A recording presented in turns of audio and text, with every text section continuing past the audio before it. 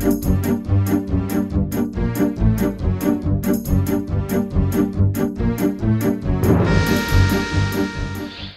everybody, here we are. This is the Edme English IPA. I've already cracked the top because this thing's really hard to get off, so I figured I'd spare you that one. So we're going to be testing it right now to see if it's done. I've had this soaking in the sanitizer a little.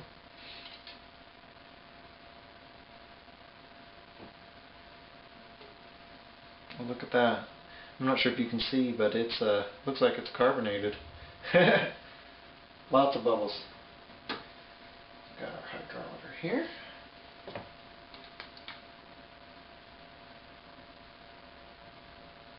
Spin.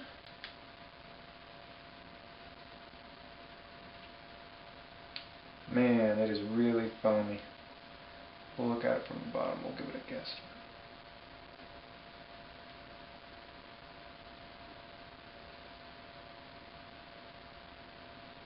Looks like it's sitting at 1.012. We are ready to bottle. Might as well give it a quick taste test too while we're at it.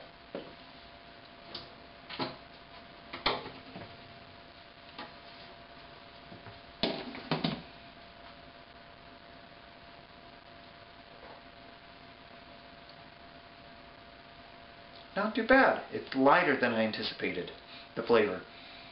Both maltiness and hoppiness.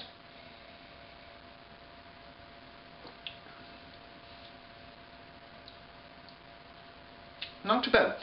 I'm going to be curious to see how this one conditions in the bottles. Alright, so I already got everything ready. We've got our sanitizer here. So we'll take our auto siphon in with it. We've got our tubing in with it. Our spoon in with it, our bottling wand in with it. This is my bottling bucket, so I need to sanitize my spigot. You want to take this apart and get these, at least the outer ring off there. I usually pull this one up and away from the edge, just to make sure the sanitizer seeps in and gets it all entirely. If I can get my finger.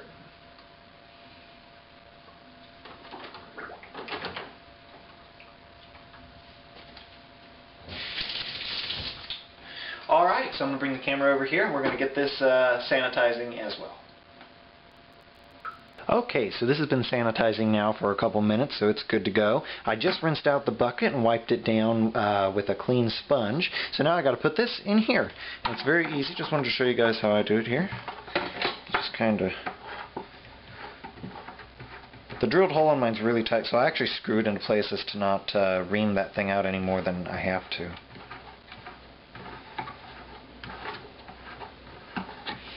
I always tilt mine off to the side, and then you just put this on the back, tighten it down, and you're good to go. Okay, so I've filled up my bottling bucket with 5 gallons of cold water, and here's my preferred bottling time sanitizer. I like to use this because it doesn't foam nearly as much. So we put in 1 tablespoon of this, it's iodophor, per 5 gallons of water. Isn't that cool?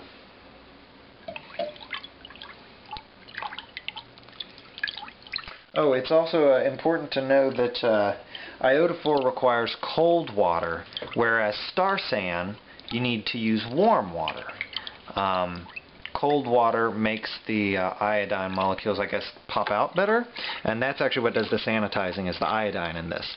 Star San is an acid-based sanitizer, so the warm water just works better for their chemical formulation. So there we go, and we'll just let that sit now for a couple minutes, and we will be ready to start bottling. While this sits and sanitizes, I am going to go clean my bottles and put the sulfider together so we can do our sanitizing.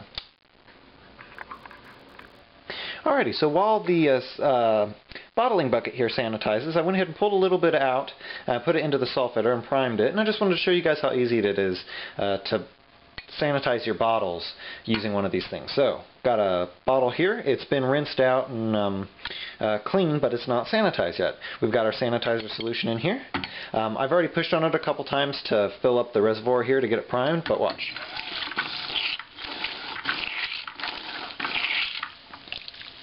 There you go. Sanitized bottle. So now I'm going to go through and do all my bottles.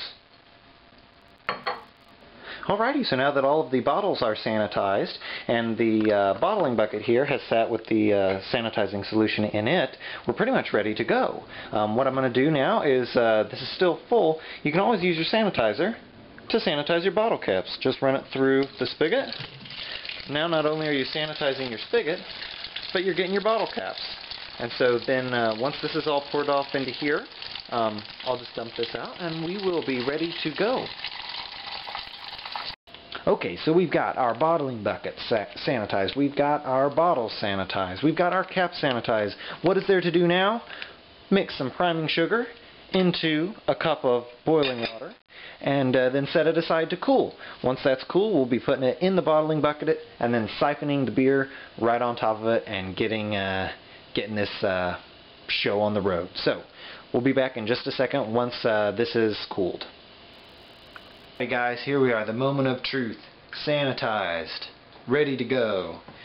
First step, make sure your spigot is closed. Step 2, take your auto siphon. I've already hooked mine together. Insert into beer. Gently put it down to the bottom. Give it 2 pumps to get it going.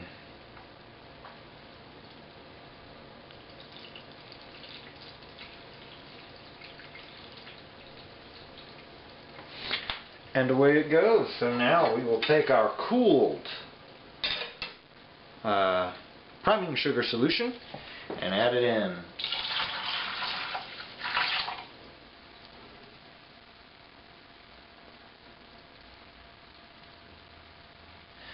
And there we go. Now we just wait for the beer to finish siphoning into the bottling bucket. Okay, so we've got the bottling bucket up here on the ledge here. Everything hooked up, the siphon hose hooked up to the spigot and here to the bottling wand. In we go. Actually, I'll put it in the big one. And we suit up, rock out, and fill our bottles.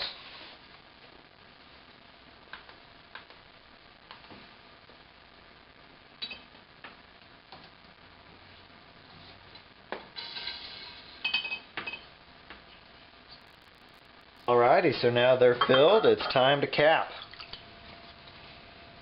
I'll just show you guys again. Cap right on the top.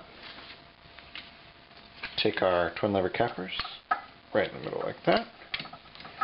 Down. Et voila! Delicious beer. Hopefully delicious.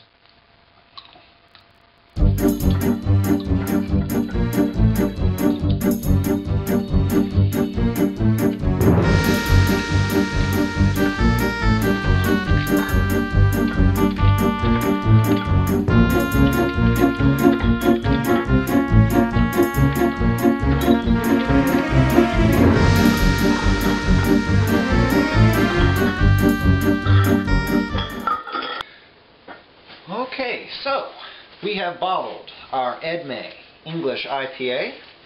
We'll see how this one turns out. Like I said, the flavor was a bit light, both maltiness and hoppiness, so we'll see how it turns out.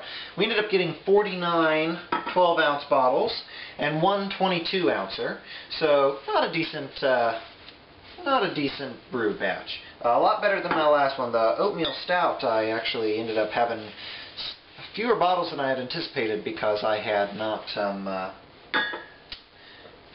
filled it up with the top-off water as much as I did with this batch. So, big experiment. We shall see how this turns out. We'll see you in a couple weeks when I do the taste testing for this one. So, until then, have a home brew. Cheers. Thanks for watching.